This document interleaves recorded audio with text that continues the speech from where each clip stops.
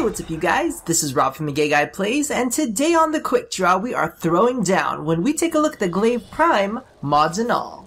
Okay, it's been quite a while since my original review on the Glaive, mods and all, so it's about time we cover the Glaive Prime, its mods, and the updates made to them. Now, for those of you who are new or have been hiding under a rock somewhere, the Glaive in its Prime variant is one of the few throwing melee weapons in game. It has incredibly unique mechanics, one of the funnest movesets available, and in the hands of a skilled player, can be feasible well into late game. Now, the Glaive Prime requires you to farm a majority of its components in the void, the most important of which are its two blades, the disc, and the blueprint itself. Due to the fact that locations change more frequently than I'd like to create videos for, I'll leave you guys two links in the description box down below that keep the most up-to-date information.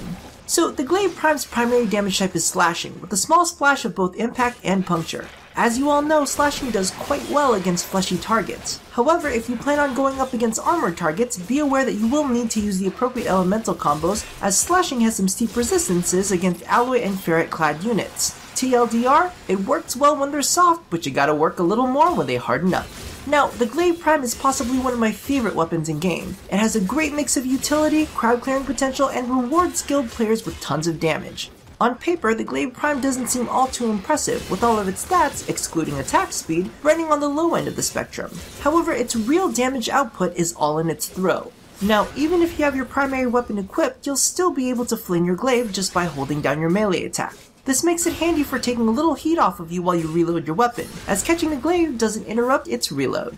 In addition, when it's being wielded, you can detonate it mid-flight by hitting your channeling button. This comes in handy when you're trying to hit enemies behind cover or really irritating drones. Now, its standard flight path is 3 bounces before it returns to you. It will bounce off terrain as well as enemies as long as you do not have the Power Throw mod equipped. Now, there are 2 mods that can alter this. Rebound will add additional bounces while Quick Return will reduce them. Rebound is hardly used in most traditional builds, but can prove to be quite effective in tightly packed areas. However, due to the addition of the bounces, it will take longer to return to you. A max rank Quick Return, on the other hand, is pretty much the standard, as it makes the Glaive's flight pattern predictable, thus giving you more control and increasing the frequency of your throws. The other 2 thrown weapon exclusive mods are Power Throw and Whirlwind. The Power Throw mod doesn't just add punch through, it also deals the Glaive Prime's damage in a 4-meter area of effect upon its final bounce, much like detonating it mid-air without the requirement of being in a stance. Now this combines extremely well with Quick Return, as the combination renders the Glaive Prime's first bounce as its last bounce. Now, as for Whirlwind, it greatly increases the flight speed of the Glaive. However, there are a couple things to note. If you throw the Glaive and it does not strike terrain or bounce off an enemy, the time it spends in flight will be slightly longer than it would without Whirlwind, but it will travel a much longer distance. Now, if it does ricochet before its full flight duration, which in most cases it will since the whole point in throwing it is chucking it at enemies, you'll notice a much speedier return, which will increase your throwing frequency. Now, I usually don't go too in-depth about my own personal builds, but I figured for this one we could take a peek at why I built what I built. So if I'm using the Glaive Prime in high-end missions, my frame of choice is always my extended duration stealth Loki. Now looking at the build, it's very clear that it's geared for more front-end damage while giving up throw frequency. This is mainly due to the most recent changes in stealth mechanics only guaranteeing the stealth multiplier if you haven't alerted your enemies. In addition, I do have a life strike on there due to the fact that Loki is a bit squishy, and even in stealth you end up taking damage from time to time. But if regaining health isn't a concern, you can always add in Whirlwind or splash in more elemental damage. Now, speaking of synergies, can we talk?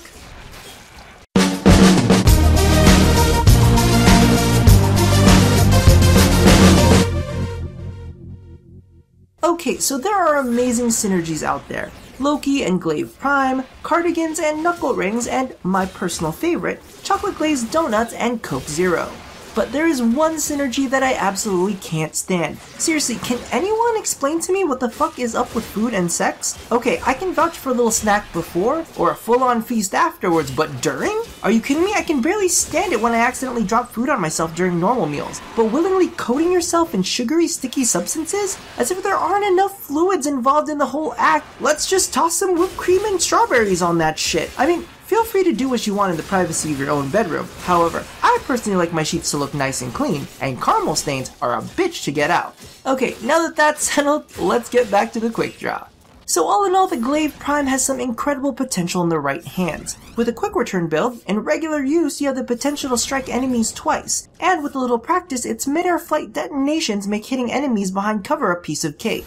Players that are good at leading their targets or builds that can manage running whirlwind can also take advantage of the fact that this is one of the few melee weapons that can be aimed for headshots, instead of relying on stance combos to score them. Equipping it with Life Strike also gives you a good way of getting back health at a safe distance, and to top it off it comes with an innate dash and V polarity slot, which makes it easy to mod this thing out. While the Glaive Prime won't end up being the most effective in extended T4 missions, normal missions like T4 Capture and Exterminate shouldn't be much of an issue. So I definitely suggest getting your hands on it, just don't grip it too tight. It's been known to explode. So thank you all for watching another episode of The Quick Draw. If you want to take a trip down memory lane, be sure to check out the original video I did on the Glaive. But I've also got a review on the revamped Acrid if you want something a bit more up to date. Don't forget to do the thing that I ask you to do at the end of every one of these, and as always, stay tuned for more explosive content here at A Gay Guy Plays. Oh no, shit.